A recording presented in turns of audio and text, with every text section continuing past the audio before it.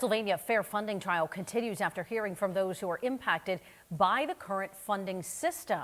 Our state capitol correspondent Brendan Scanlon has been following the case for the last 4 months. He joins us now live from outside Commonwealth Court. Brendan. Mike and Eva, good evening. So closing arguments are still underway here inside the Commonwealth Court.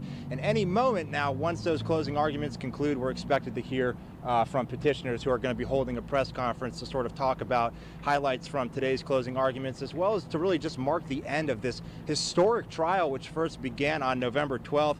Now, throughout the majority of the trial, petitioners who filed the suit really made their case around what they call inadequate and inequitable public school funding throughout Pennsylvania. The suit was originally filed in 2014 by 6 school districts, 2 statewide organizations, and several parents and families to seek a long-term solution to Pennsylvania's school funding system. Over 14,000 pages of petitioners' testimony argued that the General Assembly failed in its constitutional responsibility to ensure a thorough and efficient system of public education.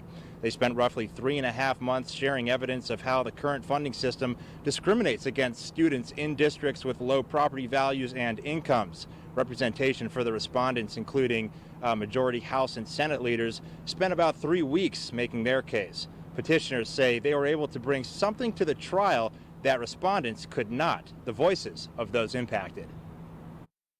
It was compelling for the judge to hear directly from people impacted by the current inadequate and inequitable system. The judge heard persuasive testimony from superintendents, teachers, education and economics experts, a student. They explained in detail the deficiencies of the current system. And like I said, we still are waiting to hear from petitioners in their press conference, as closing arguments are still going on a little bit longer than originally anticipated. Now, post-trial briefings and oral arguments are expected to last well into into July, so it might be until the summer before we hear a final decision. However, regardless of the final decision, it's likely that that party will appeal this case to the state Supreme Court. For now, live outside the Commonwealth Court for Erie News Now, I'm Brendan Scanlon. Mike and Eva, back to you. All right, Brendan, thanks for that update.